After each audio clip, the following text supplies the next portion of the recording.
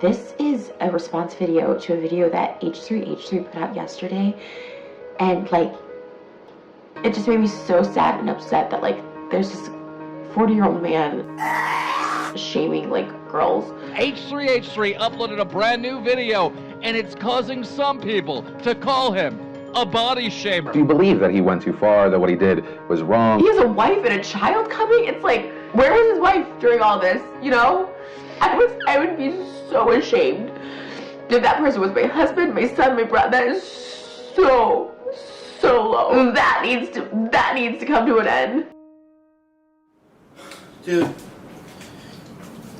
you don't have time for this shit?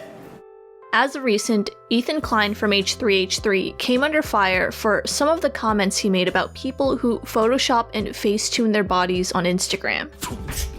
Dude, how's everybody just chilling at the pool and calm like this? Buildings are twisting and turning like Inception. Those asses are so fine they actually have a gravitational pull. The core of his message was to expose the reality of Instagram to the regular viewer, that influencers aren't as glamorous as they lead on to be. The message was delivered in H3 fashion, and some people were pissed. Some claimed that his jokes went a little too far, while others defended his message. One of the people he poked fun of in his video, Trisha Paytas, fired back, announcing that his video is actually damaging rather than helpful. So today, we dive into the world of the influencer and examine how their fabricated image affects the regular individual, and if Ethan is actually hurting or helping the cause. And I'm sorry, but I promise that I hate me more than you do. Post another fucking lie on YouTube. Welcome to Psych IRL. My name is Donna. We're in the town of Fake It Till You Make It. And this is what Ethan was talking about on H3H3, and I bet if we just walk around a little more, we're gonna find some of these people who fake it till they make it. Fake it till you make it is pretty apparent on social media. You've got aspiring influencers doctoring their looks, hoping someone will notice them, or face-tuning their image in hopes they look good enough to follow. Some YouTubers are even open with this fact and normalizing it for the youth. The regular person doesn't even want to make it. They just want to fix their image so that it looks good for their peers. It's clear that these unrealistic images of supposedly real people can be damaging. Some say it's obvious that social media is just an amplified version of people's lives, but numerous research papers conclude that the longer someone is on social media, the more negative their mental health becomes. So if things are so obvious, why does it still affect us this much? I think videos like Ethan's are a cool reminder, especially from someone with a following, that things aren't always as they seem. Why is everyone having so much fun, has perfect skin, is always laughing and smiling? Why is my life so boring as I sit here in my underwear covered in breadcrumbs, sad and alone? Why? I'll tell you why. Because they're faking it. We need to understand collectively, nobody's that happy. We are all miserable. They're just so much better at faking it. Now these comments are what people take issues with. The one on the left is on the beach, the one on the right just washed up on the beach. Looks like a Twinkie. This is what TanaCon was promoted as and what TanaCon ended up actually being. Trisha Paytas, one of the women Ethan was poking fun of, had something to say about his video. Why does he have a pedestal and a platform to tear women's looks down? Like, why? You're just going to put more and more of that out to the world. You're I don't know how old he is, 40 years old. It doesn't matter how old he is, but a 40-year-old man is putting that content out into this world. This is Coachella versus throwing down in the McDonald's parking lot at 3 a.m. This is Coachella versus World Star Hip Hop. No! That cannot be the same person. Dude, Coachella versus open casket funeral. From beauty queen to WWF wrestler in 2 seconds. You cannot Photoshop your heart and soul. To be fair, I think Trisha usually shows all sides of her on the internet. In fact, I think she shares a little too much. So that kind of negates Ethan's points about influencers being fake. However, I do feel like Trisha missed the whole premise of Ethan's video. The H3H3 brand is built upon joking and exaggerating aspects of a situation in order to point out a larger problem. So this video is no different. The way I see it, he's not really making fun of women's bodies for being how they are. It's so messed up because Tana's got these young, impressionable audience that's gonna look at this and really get messed up over it because it's just messed up to show yourself like a beautiful mermaid when in actuality you're more of a manatee. She's spent her time grazing in the ocean, not freaking hanging out on boats. That's not her natural habitat. And I'm sorry if that comes off as rude, but I don't like what she's doing, but that's not right. I'm ugly and fat, okay? You gotta work with what you got. My interpretation of it is that he's using comedy to highlight that things aren't the way they seem on social media. He's not finding women of that body type, flipping through their images and calling them ugly. They're big exaggerations that are meant to be funny. I understand that it's one of those moments though that it's at the expense of someone else, so that's where things kind of get confusing. I acknowledge that the jokes were made at her expense, like her personally, but on the whole, everyone who watched the video is going to feel so much better. I saw so many comments were saying, I feel so much better after watching it. Thank you. And that was my secondary goal to making comments. I think just to focus on those two jokes that were obviously mean, it is just like you're missing the whole point. And also, can we all lighten up? Like, actually, if you want to talk about raising children, I'd rather raise a kid that can laugh at themselves. At the same time, it's kind of like with photos like this, and as a public figure, it's kind of expected to get some sort of comment. Ethan takes similar photos of himself as well, so it's kind of a level playing field. Fake it till you make it culture isn't just reduced to looks. It's also seen in faking lifestyles, and walking around in West Hollywood made that very clear to me. If you've been on Instagram long enough, you're probably familiar with this photo. This pink wall a lot of influencers take photos in front of, and maybe even some of your friends. I was walking around and I saw just that. It didn't matter that this photo had been taken over and over again. People were still taking photos in front of it, but it's just a pink wall.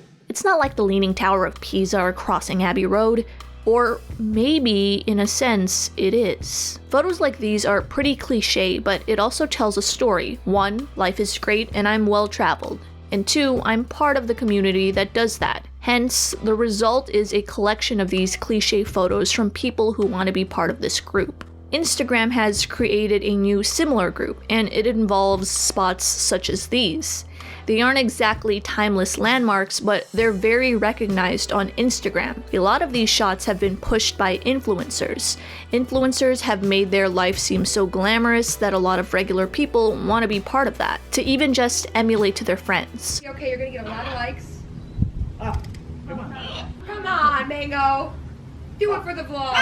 Now, I don't want to judge. I don't know these people personally either, but I'll strongly bet that most people don't have that influencer lifestyle. So regular people have faked it too. Not only do influencers fake their image, they also still fake their lifestyle. Ugh, so my audio kind of got messed up while recording this, so it's gonna be a narration. Basically what I was saying here was, I used to work for this vacation rental company in LA. The homes were quite expensive to rent and located in places like this, the Hollywood Hills. At times it was difficult to attract clients that would be willing to spend a large amount of money. So to promote these houses, we'd get in contact with Instagram influencers. We'd let them shoot in the luxury houses for free. In exchange, we'd be able to use some of their photos for our Instagram, and they'd give us a shout out on their page. And boy, were some of these people fake. And by that I mean faking their lifestyle. Now, I'm not into exposing people, especially if they're not hurting people and they're just minding their own business, so I'll blur her out. For instance, there was this photo that I had to post, and it literally said, Day 2 at Coachella, pool party, watching everyone rolling balls sober. LOL, I've never seen so much twerking in my life. I was there! You were not at Coachella, you were in the Hollywood Hills. Can we redo that? Why? The person's literally looking at us. Okay, just keep going. The person was looking at us.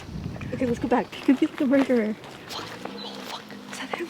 I don't know. Put that down. Before I was rudely interrupted by someone potentially attempting to murder me, I was saying Coachella has become an Instagram wasteland. There are many clips out there where you can see clearly people are just in it for the photo rather than the music. From an outside perspective, it seems like if you are an influencer, you have to be at Coachella. Nothing wrong with that. I admire the hustle actually, but why fake like you went? Well, the answer is similar to why a regular person would fake it. It just has an added layer of trying to appeal to brands.